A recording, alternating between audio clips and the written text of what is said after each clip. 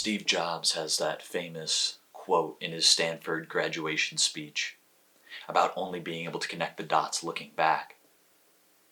And of course that's true.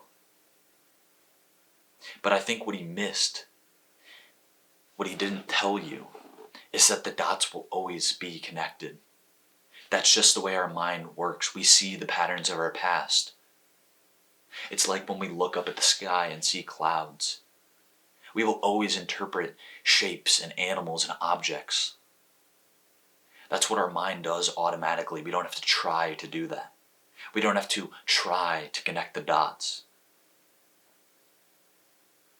But I think there is an important idea from this, and that is make as many dots as possible. Because the more dots you have, the more possible interpretations you can make, the more pictures you can paint.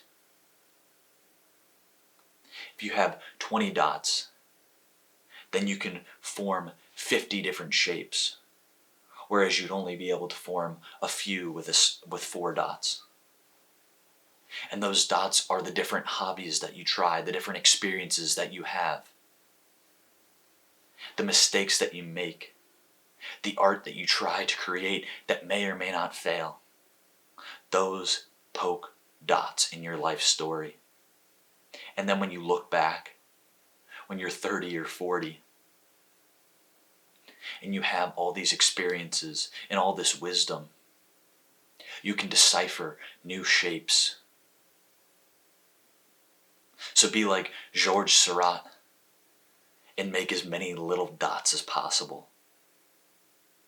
And when you grow up, you will have so many shapes to work with.